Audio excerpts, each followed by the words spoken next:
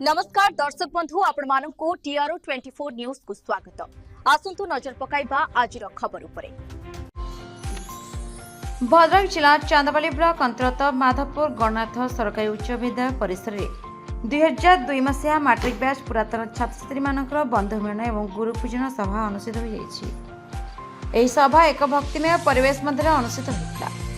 School भारप्राप्त प्रधान शिक्षयित्री सुभद्रा सिंह, सुरेंद्र बारिक, पार्थसारथी राउत और अवश्यप्राप्त प्रधान शिक्षक चक्रधर महाकुड़, वासुदेव दास, रविनारायण पंडा, नरेंद्र साहू, विष्णु साहू, प्रभाकर दास, ब्रज साहू उपस्थित रही महत्वपूर्ण वक्तव्य प्रदान करथिले। एही अवसर में बहुसंख्यक पुरातन छात्र छात्री माने जोगदे पुराणा स्मृति को मन पकाई भावविहल हो जाइथिले। एही अवसर में गुरु मानक फोटोचित्र और उत्तरीय पुष्पगुच्छ दे सम्मानित करथिले। सभारे शिक्षक माने छात्र छात्री मानक उज्जवल भविष्य कामना करथिबा बेले पूर्वतन छात्र छात्री माने निज अनुभव को परिप्रकाश करथिले। समग्र कार्यक्रम एक उत्साहमय परिवेश मध्य समाप्त होइतला। शेष में सांस्कृतिक कार्यक्रम अनुष्ठित होता बेले समस्त पुरातन छात्र छात्री माने भरपूर मनोरंजन करथिले। समस्त कार्यक्रम को 2002 मसीहार समस्त पुरातन छात्र छात्री माने सफल करथिले। 2002 मसीह एठी शिक्षा अनुष्ठान एभली नथिला। 19 महाबात्या जाइथाए तापरे सरकारंकर कृपा दृष्टि पड़िला जे एठी बखरे पकाहार कले। तापर आस्ते आस्ते परिवर्तन हला। रास्ता घाट इलेक्ट्री ये अंचल आदौ नथिला। जाहु वर्तमान परिवेश बहुत भल हो गलानी। पिला माने आगुर जो भली स्कूल को आसुनथिले वर्तमान मध्य समस्त मन रे उत्साह जीवा स्कूल रे पाठ पढ़िबा भल मनीषटे हवा। कौन होउची भविष्य तार उत्तर देव। सेतबेले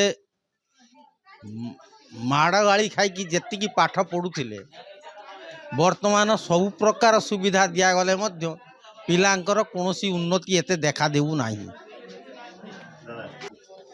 जो छात्र छात्री माने आज पूरा नुआ जुग आरंभ कर देइचंती। हमर स्कूल 78 मसीह आरंभ होई 26 मसीहा पर्यंत वर्तमान बहु पिला एठू उत्तीर्ण होई कि गलेनी। किंतु एपर्यंत ये जो बंधु मिलन व्यवस्था केबे करि नथिले। जाऊ से गोटे परंपरा सृष्टि कले आगो को अन्य माने मध्य उत्साहित हे। मो सुरती पंडा गणनाथ हाई स्कूल स्टूडेंट 2002 मसीहा। आज्ञा आज जो बंधु मिलन कलु केबे स्वप्न भावी नथुलु। आमर जने सांग दी जने एमती बहुत साहाय्य सहयोग करिया फल बंधु मिलन टी आज हेई पाइला। बहुत किछि सांग आमर रही जाइछंती। से माने भी तांकर प्रॉब्लम जोगु आसी पाइलेनी। किछि सांग आसीचंती, टीचर माने किछि आसी नाहंती। एमती आज आम तांकु अनुपस्थित हमको बहुत दुख दउची। आमे बहुत स्मृति मन पड़गला। जमी क्लास रे बसुली मत भी सब सांग मैंने कहते चुपचाप आसिक सुरत बस सुरत जीव। मो जीवन में मुझे बहुत स्ट्रगल कर स्कूल पाठ पढ़ी। आज आम सांग मैंने भी बहुत भल। आजिका जेनेरेशन छुआ ठार आम पिला माने बहुत भल थिले। माटी कादुअरे आमे बहुत कष्ट करके आसुतलु। माटी घरे आमे हाथ रे लिपिकी आमे पाठ पढ़ुतलु। सेतबेले पाठटा आमर बहुत भल थिला। एबे किंतु लोक माने जो मोबाइल बाहरलानी अन्य किछि द्वारा माने विचलित होउचंती। छुआ मानकर पाठ पढ़िया पे इंटरेस्ट कमी जाउची। किंतु आमे माने सेतबेले पाठ ही जानिथिलु। एबे सब छोट छुआ माने लव षष्ठ सप्तम ठारू भी लव मैटर रे पसी जाउचंती। जा फल ताको जीवनटा बहुत कष्ट। आमे किंतु बहुत भल बुझामणा रे थिलु। सेतेबेले जेमिति गुरु शिष्य संपर्क बहुत भल थिला। आमे गोड़ बांडिकी माने प्रणाम करतुली। एबे एबे छात्र माने खाली टिके माने नमस्कार होबा को पछौ नांती। आम पिला माने मध्य भी आमे जेमिति सब बेले करूतलु से माने किछि भी करू नांती। आम टीचर माने बहुत भल थिले। 12 वर्ष काल बिना दरमारे पढ़ौतिले हमकु। आमे बहुत कष्ट सही पाठ पढ़ीचु। सेतेबेले भी परिवेश भल नथिला कि परिस्थिति भी भल नथिला। ट्यूशन गोटे भी आमे पाई पार नथुलु। बहुत कष्ट रे पाठ पढ़ुतलु। आमर दुईटी सांग भी एमती मरी गले। तांकु भी बहुत दुख लागुची। सबु सांग भितर भी आमे सबु सांग माने बहुत भल भल लेवल ले अछंती। केई खराब रे नाहंती।